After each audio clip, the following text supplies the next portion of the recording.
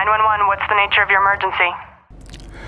Hello and welcome to the Fit City Wellness Center, and my name is Steve Offroth. I'm the Health and Fitness Director, and I want to bring you a very brief training on basic CPR and AED application.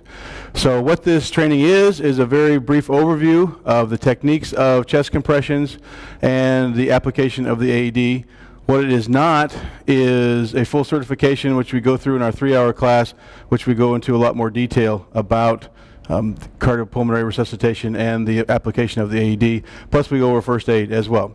So this will be a very basic training, but it'll give you the nuts and bolts that you need to do chest compressions, apply the AED, and then of course you've already would have called 911 and get the EMS system en route.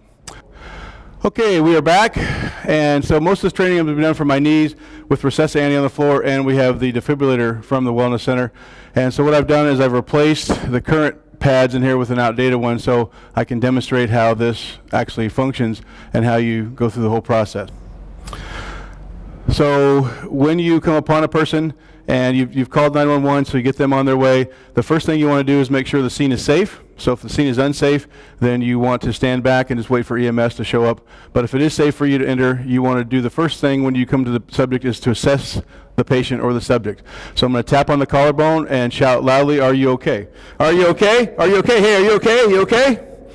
So just doing that can sometimes help bring them out of whatever they're in if they're just kind of slightly unconscious or whatever. So there's 2 questions that you only have to answer before you start chest compressions. One, do they respond? So me tapping them on their collarbone and shouting, "Are you okay?" It's either a yes or no. So there's no in between. The second question is, are they breathing normally? So if you think they're breathing normally, great. If not, then you're going to go right to chest compressions. And so those are the only 2 questions you have to ask is, are they responsive, yes or no, and are they breathing normal, yes or no. If they're not breathing, then we're going to start right into chest compressions, and I want to go over that demonstration right now. So we've got some different angles here, so hopefully that will help you look at the arm position and where the body position and things like that. So what you're going to do is you're going to either interlace your fingers or one hand over the top. You want to get the heel of your hand right in their sternum. And so you don't need to take their clothes off for that, but it's important that you get in that hand placement. So the landmark is just the nipple level, and so we want to get the heel of our hand, however we want to configure our hands, on the sternum in between the nipple level. So I want to keep my elbows locked. I want to keep my shoulders and my elbows in a straight line over my wrist, and then I want to compress to about 2 inches depth. So I want to get a good rhythm, and the compression rate is 100 compressions per minute, and in a minute we'll have a little help with some music that will be at 100 compressions a minute. And so you want to get a good rate going. You want to use your body as your main source of power to drive the chest down, the sternum down, and you want to get a good depth, which is roughly about 2 inches on the average human. So with compressions, there's 2 parts. There's the compression force down, pushing the sternum down, and what that does is when it compresses the heart, it moves blood to the brain, which is important, and then you want to let the chest expand to its full capacity, because when doing that, then the blood you're pushing will kind of have a backflow effect, and then there's an opening in the aorta that blood will flow back into, and that's what feeds the coronary arteries with the heart. So there's 2 parts of this. It's a good compression down and a good release, so full chest release, allowing the chest to come back to full expansion. So we'll go over that again. So you don't take your hands off the subject, but you get good compression down as well as a good release with the chest cavity coming back up. So as a good Samaritan, once we put our hands on the chest and start compressions, we cannot stop until we either become completely exhausted and fall over, or someone with greater or equal skills come and takes our spot. So that's the bottom line right there. So if you get involved, great, but you must continue until EMS arrives, someone comes to relieve you because you're getting tired. And so there are phone apps out there. So if you want to put something on your phone that will help you with the beat, it will also give you some good instructions about chest compressions and things like that. So the other thing, when you call 911, if if you go get the defibrillator and you're the only one there, and you start compressions, when you dial, you might make sure you're on speakerphone so that you can do compressions while you're communicating your address and your emergency to the 911 operator. Okay, we're back, and so I got some music on the background, the Bee Gees Staying Alive. That's exactly 100 compressions per minute, and so that's a good song to have in your mind when you're doing this. It's a great beat, and so again, to review, we come up, we assess the person, tap on their collarbone, shout, "Are you okay? Are you okay?" So do they respond, yes or no? So no. Are they breathing normally, yes or no? So no. Then we begin chest compressions. So 911 has already been called, they're on the way. So here's the rate we want to get to. It's a good rhythm.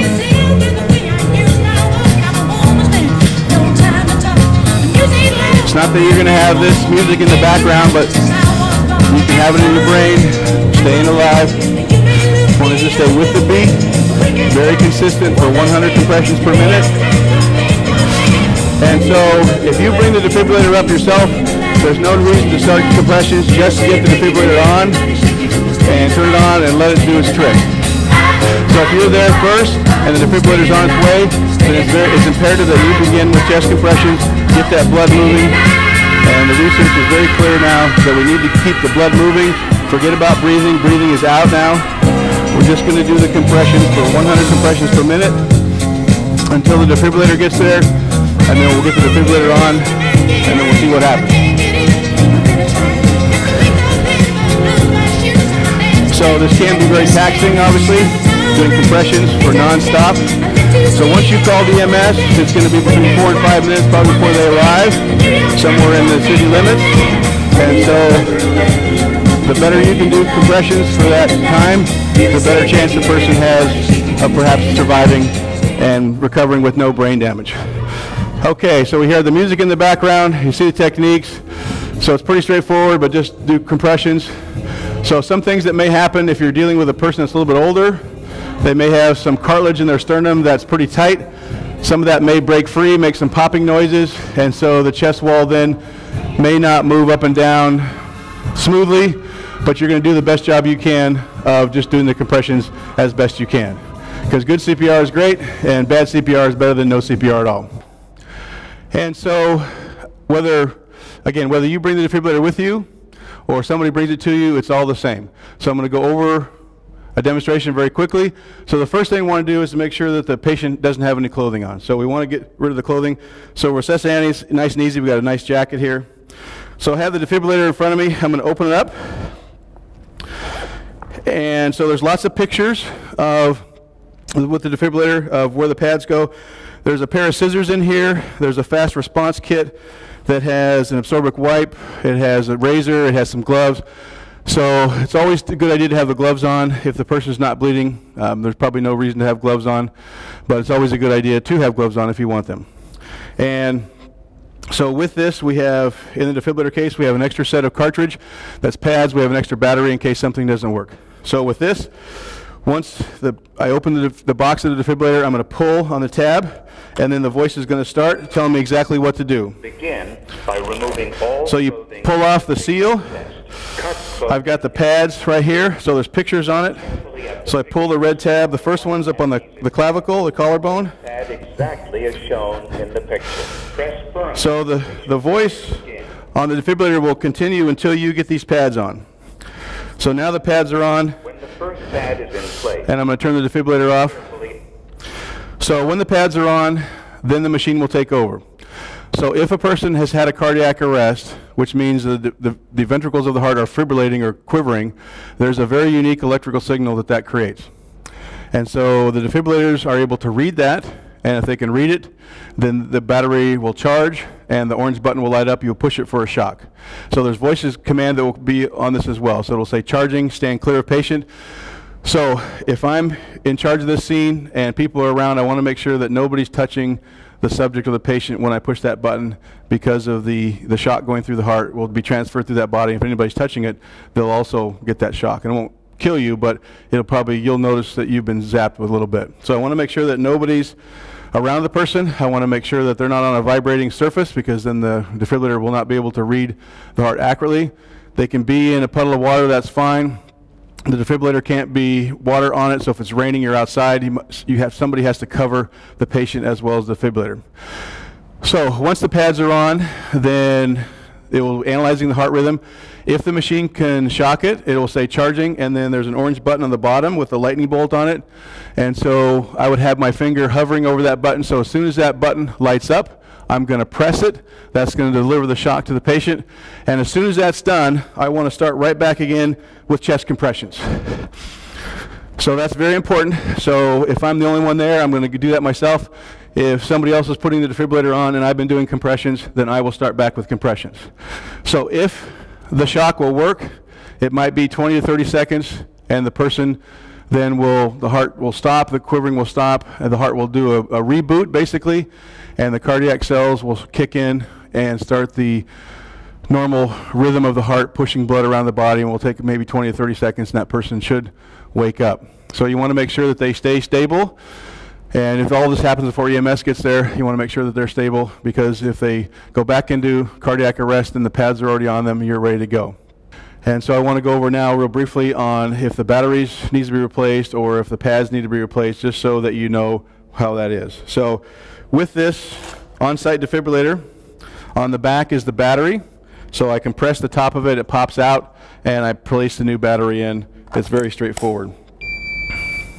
Self-test. In case of emergency, press.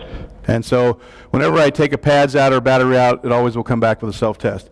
The other thing is the cartridge on the top, and so there's a little lever. I pull that, the cartridge pops out. I tear open the new packet, I put the new packet in, and then again the machine will come on and it will say self-test, so I'm just going to push the green button and Again, place pad. I'm going to push the green button to make sure it's on. Or when the new pads go in, I'll pull the handle again, and that will start the whole process again. So that does it. So that was a quick review of compressions as well as a quick review of the defibrillator. It's all pretty straightforward, except when there's an emergency, then there's a high stress level, and so make sure that you look at the pictures and just follow the instructions if need be. If I get the pads on in a hurry, the machine will catch up to wherever I'm at, and so if I can do this quickly, then the machine will do as quick a job as it can to analyze the heart rhythm and then potentially shock the person. So that does it from the Wellness Center. If you have any questions about CPR or the defibrillator, you can always contact me at extension 5610 or send me an email. And if you'd like to get more extensive training, then you would just take one of our classes. It's only 3 hours, but it's a good class. We go over hands-only CPR, we go over the defibrillator, and we also go over first aid. So that does it now from the Wellness Center, and I'll see you again.